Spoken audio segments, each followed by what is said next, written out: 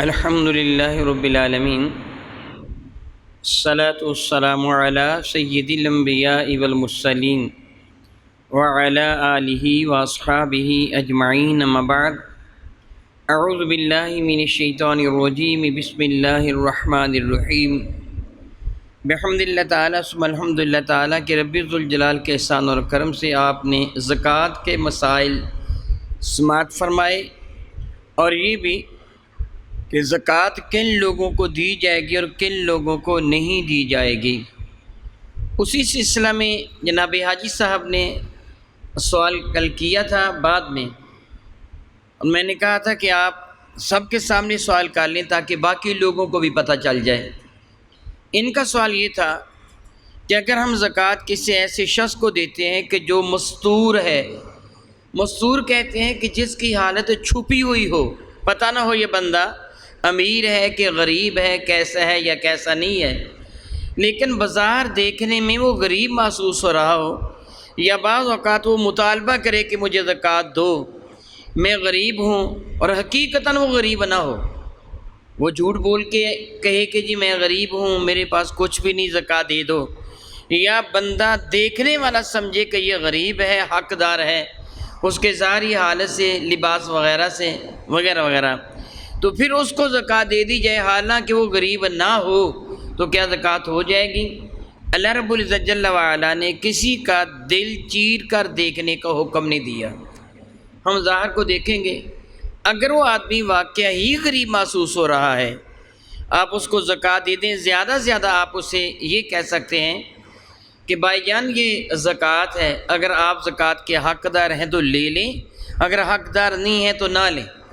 آپ اسے کہہ دیں کہ یہ مال زکوٰۃ کا ہے، اگر آپ کو غریب نظر آتا ہے، اگر وہ خود طلب کرنے کے لیے آیا ہے، مانگنے کے لیے آیا ہے کہ میں غریب ہوں اور مجھے زکوٰۃ دے دیں، تو اگر وہ کہتے ہیں تو آپ بھی محسوس کرتے غریب ہے، زکوٰۃ دے دیں۔ اگر وہ جھوٹ بولے گا تو اس کا جھوٹ اس پر ہے، گناہ گار وہ ہوگا، اللہ تعالیٰ جل وعلا آپ کی جانب سے صدقہ کو یا زکوٰۃ کو قبول فرما لیں۔ اس کے سوا بھی اگر آپ کے ذہن میں کوئی سوال ہو تو وہ بھی آپ کر سکتے ہیں۔ یہ میرے بھائی نے دوسرا ایک سوال کیا، اور یہ سوال وہ کیا ہے کہ اگر کسی آدمی کو اس کے قرضہ کی رقم 3 سال کے بعد ملے تو پھر اس کی زکوٰۃ کی صورت کیا ہوگی؟ کسی بندے نے کسی سے قرضہ لینا ہے اور اس کے پاس اس کا دستاویزی ثبوت موجود ہے یا گواہ موجود ہیں، یا جس سے قرضہ لینا ہے مقروض قرضہ ادا کرنے سے انکار نہیں کر رہا ہے، وہ کہتا ہے جی ٹھیک ہے میں نے آپ کا قرضہ ادا کرنا ہے، یا آپ کے پاس کوئی دستاویزی ثبوت موجود ہیں کہ آپ نے اس سے رقم لینی ہے یا گواہ موجود ہیں، تو ہر سال بدستور اس کی زکوٰۃ آپ پر واجب ہے۔ اب آپ کا جی چاہے تو ہر سال دے دیا کریں، جی چاہے تو جب ملے تو بقیہ سارے سالوں کی اکٹھی زکوٰۃ دے دیں، یہ آپ کی مرضی ہوگی، لیکن اس کی زکوٰۃ سال بسال پڑتی چلی جائے گی۔ ہاں یہ ہو سکتا ہے بطور مثال 40واں حصہ زکوٰۃ ہے، اگر ایک آدمی نے کسی کو کچھ رقم دی، 1,00,000 روپیہ دیا، تو اس میں سے 2,500 روپیہ زکوٰۃ بن جاتی ہے، 2,500 روپیہ ایک سال کی زکوٰۃ بن جائے گی۔ زکوٰۃ ہوگی ہی تب جب اس پر سال گزر جائے، تو 2,500 روپے 1,00,000 کی زکوٰۃ بن گئی۔ اگر 4 سال کے بعد وہ قرضہ واپس ملا ہے تو پہلے سال کی زکوٰۃ کتنی بنی؟ 2,500 روپیہ، اور اگلے سال کی زکوٰۃ اب 97,500 روپے سے زکوٰۃ نکالی جائے گی، یعنی ایک سال تو 2,500 روپے نکالا تو بقیہ رقم کتنی رہے گی؟ 1,00,000 سے 97,500، اگلے سال 97,500 کی، پھر جو کم ہوگا اگلے سال اس کی یوں بھی نکالی جا سکتی ہے۔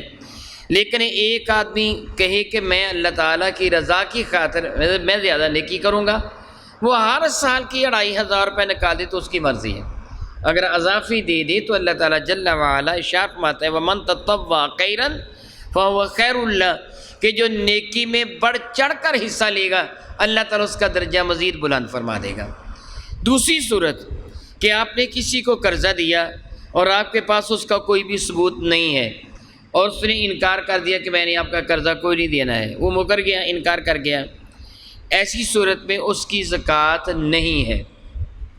پھر 2 3 4 5 سال کے بعد اسے اللہ تعالیٰ جل وعلا نے عقل دے دی، اسے حیا آ گیا کہ یار میں نے غلطی کی ہے، میں نے اتنی رقم غصب کر رکھی ہے، مار رکھی ہے، مرنا ہے، قیامت کے دن حساب دینا پڑے گا، چلو میں اس کی رقم واپس کر دیتا ہوں۔ اب اس نے رقم واپس کر دی تو گزشتہ سالوں کی زکوٰۃ نہیں ہے۔ میری بات کی سمجھ آپ کو آگے ہے کہ اگر آپ کے پاس دستاویزی ثبوت بھی نہیں ہے، کوئی گواہ بھی نہیں ہے، اور اس نے آپ کی رقم واپس کرنے سے انکار کر دیا، آپ کے پاس کوئی بھی گواہ نہیں، تو اب اس پر زکوٰۃ نہیں ہے۔ اور اگر وہ اللہ تعالیٰ اسے عقل عطا فرمائے، 1 2 سال 3 سال کے بعد آپ کی رقم واپس کر دیتا ہے، یعنی مری ہوئی رقم جس کو کہتے ہیں نئے سرے سے ہری ہو جانا، وہ آپ کو واپس کر دیتا ہے، تو ان گزشتہ سالوں کی زکوٰۃ نہیں ہوگی۔ جب وہ آپ کی ملکیت میں رقم آئے گی، اس پر سال گزرے گا، تب زکوٰۃ ہوگی۔ فطرانہ بھی زکوٰۃ ہی کی ایک قسم ہے۔ زکوٰۃ کا لفظی معنی پاکیزگی ہوتا ہے کہ پاکیزہ کرنا، زکوٰۃ کا لفظی معنی پاکیزگی ہے۔ جس طرح اللہ رب العزت جل وعلا حضرت سیدنا ابراہیم علیہ السلام کی دعا قرآن مجید فرقان حمید میں ذکر فرماتے ہیں کہ جب حضرت ابراہیم علیہ السلام نے حرم کعبہ کو تعمیر کیا تھا تو انہوں نے بارگاہ رب العزت میں یہ عرض کیا تھا، ربنا وابعث فیہم رسولا منہم، اے اللہ تعالیٰ حرم کعبہ میں نے بنا دیا، میری اولاد جو مسلمان ہوگی مولا تعالیٰ ان میں سے ایک رسول مبعوث فرمانا، یتلو علیہم آیاتک، وہ رسول ان لوگوں کے سامنے، مسلمانوں کے سامنے تیری ایتوں کی تلاوت فرمائے، وَيُعَلِّمُهُمُ الْكِتَابَ وَالْحِکْمَةَ، ان کو کتاب اور حکمت سکھائے، وَيُزَكِّيهِمْ، اور ان کو پاک کر دے۔ زکی کا معنی پاک کرنا ہوتا ہے۔ تزکیہ نفس عام طور پر ایک جملہ استعمال کیا جاتا ہے کہ انسان کا اپنے نفس کو پاکیزہ کرنا۔ زکوٰۃ کا لفظی معنی پاکیزہ کرنا ہی ہوتا ہے۔ زکوٰۃ جب مال سے نکالی جاتی ہے تو اللہ تعالیٰ یوں سمجھو اس مال کو پاک و صاف فرما دیتا ہے۔ زکوٰۃ کا مال جب تک، زکوٰۃ کی رقم جب تک مال کے اندر موجود ہوتی ہے وہ حقیقتاً مال پوری طرح پاک نہیں ہوتا، کہ غریبوں کا حق اس کے اندر موجود ہوتا ہے اور غریب کا حق کھانا حرام ہے۔ ہماری زکوٰۃ، ہمارے مال میں جو زکوٰۃ ہوتی ہے نا، حقیقت میں وہ رقم ہماری نہیں ہوتی، وہ رقم غریبوں کی ہوتی ہے۔ اللہ نے ہمیں امین بنایا، ہمیں وہ رقم دی اور حکم دیا کہ 100 میں سے 2.5 روپیہ 40واں حصہ تم نے غریبوں کو دینا ہے، اور یہ ان کا حق ہے۔ وفی اموالہم حق معلوم للسائل والمحروم، تمہارے مالوں میں یعنی ان کے مالوں میں ایک مقرر شدہ حصہ ہے، وہ ان کا نہیں ہے۔ حق و معلوم ایک مقرر شدہ حق ہے، ان کا نہیں ہے۔ وہ کن کا ہے؟ للسائل والمحروم، وہ جو سوال کرنے والے ہیں، جن کو اللہ نے دولت دی ہے، وہ ان کا حصہ ہے، پاس تمہارے ہے، تم امانت دارو، واپس کرنا ہوگا۔ اگر نہ واپس کرو گے تو تم نے غریبوں کا مال کھا لیا اور تم نے بددیانتی کی، امانت میں خیانت کی، حرام کھایا۔ اگر وہ نکال لو گے تو سارا مال پاک ہو جائے گا۔ اسی طرح فطرانہ بھی زکوٰۃ ہے، یعنی یہ بھی پاک کرنے والا ہے۔ میرے اور آپ کے کریم آقا رب ذوالجلال کے محبوب حضور نبی مرشد رحمت عالم صلی اللہ تعالی وسلم نے ارشاد گرامی قدر فرمایا کہ جو روزہ رکھتے ہوئے تم سے کوئی کوتاہی سرزد ہو جاتی ہے، جس طرح ہم سے کوتاہیاں سرزد ہوتی ہیں، 1 2 نہیں، بہت زیادہ کوتاہیاں سرزد ہوتی ہیں۔ یہ نہیں کہ ہم کو کھا پی لیتے ہیں، روزہ خراب کر لیتے ہیں، نہیں۔ امام غزالی رحمۃ اللہ تعالی علیہ کی میں سعادت میں بڑی پیاری مثال دیتے ہیں کہ روزے کا معنی صرف روٹی کو چھوڑ دینا، پانی کو چھوڑ دینا، بیوی سے علیحدگی تھوڑی دیر کے لیے اختیار کر لینا، یعنی حقوق زوجیہ سے، اسی چیز کا نام نہیں ہے۔ اگر بھوک اور پیاسی کا نام روزہ ہوتا تو اس وقت کوئی بھی فائدہ نہیں ہے۔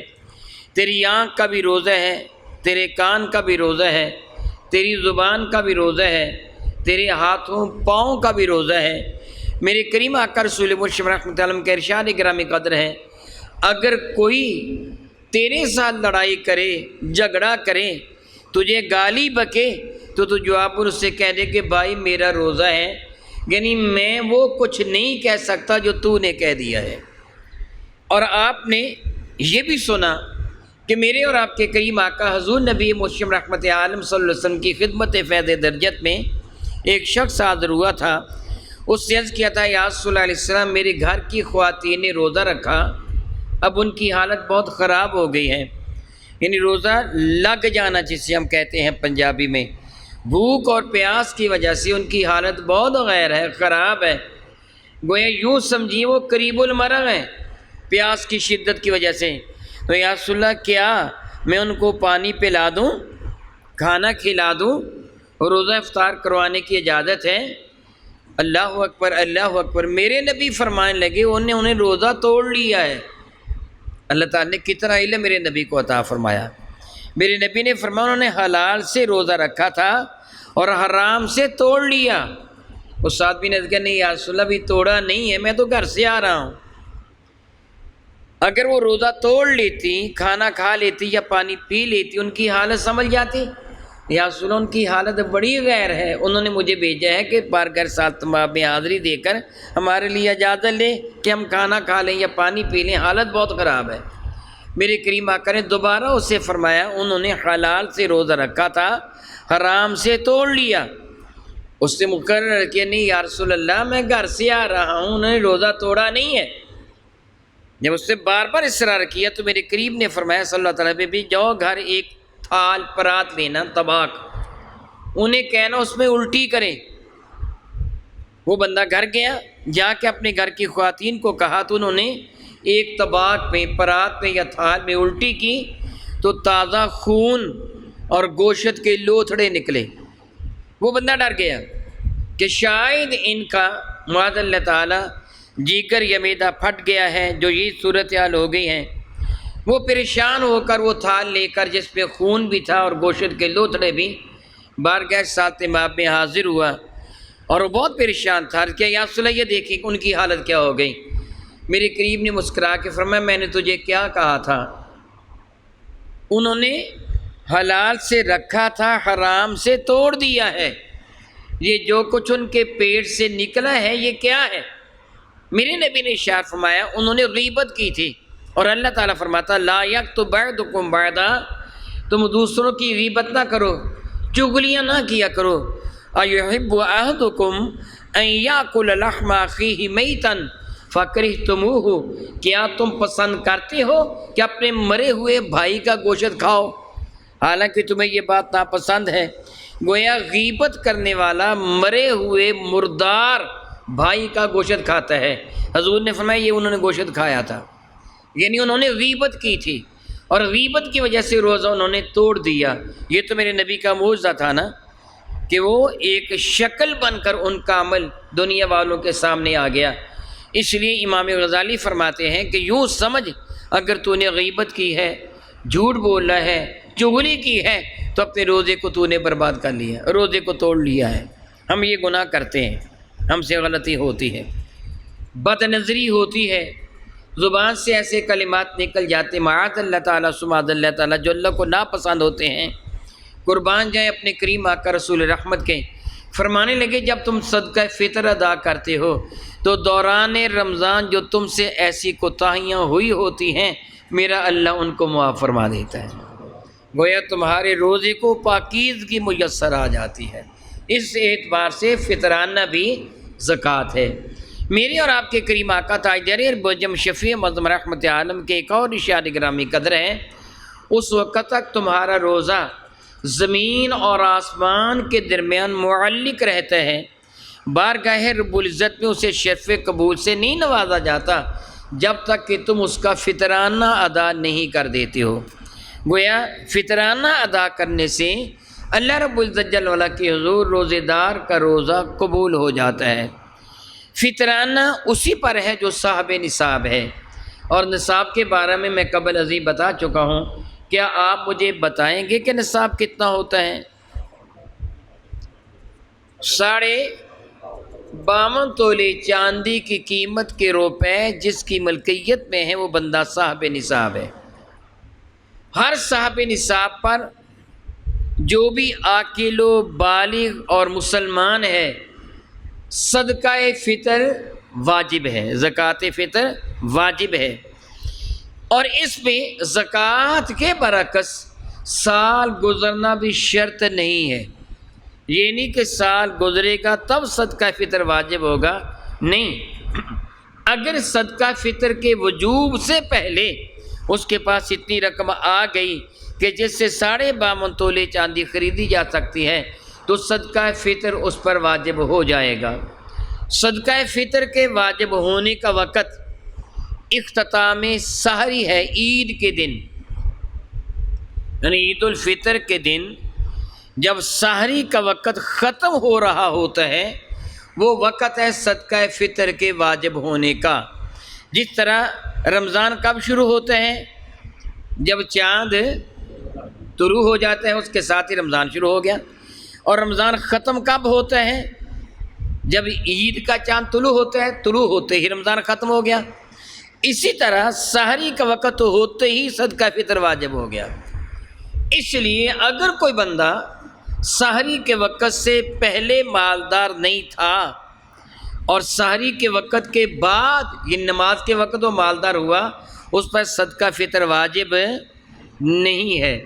وہ یوں ہو سکتا ہے کہ ایک آدمی غریب تھا، گاؤں والوں نے سمجھا یہ جانا یہ بیچارہ غریب ہے، عورت ہے بیوہ یا ویسے غریب عورت یا مرد غریب ہے، اس کو لوگوں نے صدقہ فطر دے دیا، یعنی 30 رمضان یا 29 رمضان المبارک کو چاند طلوع ہونے سے پہلے، یعنی عید کا چاند طلوع ہونے سے پہلے لوگوں نے اس کو صدقہ دے دیا، اور اتنے لوگوں نے دے دیا کہ اس کے پاس اتنا مال جمع ہو گیا کہ وہ نصاب کو پہنچ گیا، اتنے روپے جمع ہو گئے، تو اب اس پر بھی صدقہ فطر واجب ہو گیا۔ میری بات آپ کو سمجھ آ گئی ہوگی کہ اگر وہ سحری کے وقت سے پہلے کسی بھی اعتبار سے اس کے پاس دولت آ جائے، کوئی تحفتاً دے دے، اللہ تعالیٰ جل وعلا رحمت فرمائے، جملہ تو صحیح نہیں ہے لیکن مسئلے کے اعتبار پہ بتا رہا ہوں، فوت ہو گیا اس کا باپ یا خامند اور اس کو وراثت میں رقم مل گئی، اب اس پر بھی صدقہ فطر واجب ہو جائے گا۔ یعنی کسی بھی طریقے سے اگر وہ سحری سے پہلے مالدار ہو جائے تو صدقہ فطر واجب ہے، اور اگر سحری کے بعد مالدار ہوا تو صدقہ فطر واجب نہیں ہے۔ یعنی لوگوں نے عید کے دن سحری کے بعد لوگوں نے اس غریب کو دیا، اور اتنا دیا کہ وہ صاحب نصاب ہو گیا، اب اس پر صدقہ فطر واجب نہیں ہے۔ جو سحری سے پہلے فوت ہو گیا اس پر صدقہ فطر واجب ہے کہ نہیں اس کا؟ بتائیے بھلا جی اس پر اس کا صدقہ فطر واجب ہے۔ میں اللہ تعالیٰ جل وعلا سے معافی مانگتا ہوں، یہ جملے کہہ رہا ہوں، اللہ تعالیٰ ایمان والوں کو ہر بڑی مصیبت سے محفوظ رکھے۔ باپ پر اپنی بالغ اولاد کا صدقہ فطر واجب ہے، نہ نابالغ اولاد کا، باپ پر اپنی نابالغ اولاد کا صدقہ فطر واجب ہے، بالغ اولاد کا نہیں ہے۔ انشاءاللہ تعالیٰ مسائل میں آئندہ درد کروں گا اگر اللہ نے چاہا تو۔ اگر نابالغ بیٹا تھا، خدا نہ کرے اللہ نہ کرے، سحری سے پہلے اللہ تعالیٰ سے اپنے پاس بلا لیا تو اس کا صدقہ فطر ادا کرنا باپ پر بدستور واجب ہے، اور اگر سحری کے بعد وہ اللہ کے پاس گیا فوت ہوا ہے تو باپ پر سحری سے پہلے ہوا تو واجب نہیں ہے، سحری سے پہلے ہوا تو واجب ہے، کیونکہ صدقہ فطر کے واجب ہونے کا وقت کب تھا؟ سحری، اور وہ فوت کب ہوا؟ سحری سے پہلے، لیکن سحری کے بعد فوت ہوا ہے تو اب صدقہ فطر اس کے لیے واجب ہو چکا تھا، اب صدقہ فطر وہ ادا کرے گا۔ انشاءاللہ تعالی جل وعلا صدقہ فطر کے کچھ بقیہ مسائل اللہ نے چاہا تو میں آئندہ عرض کروں گا۔ دعا ہے کہ رب کائنات اپنے محبوب مکرم کے صدقہ سے ہمیں احکامات شرعیہ صحیح ترین طریقے سے سمجھنے اور ان پر عمل کی توفیق عطا فرمائے۔ آمین ثم آمین۔ وآخر دعوانا الحمدللہ رب العالمین۔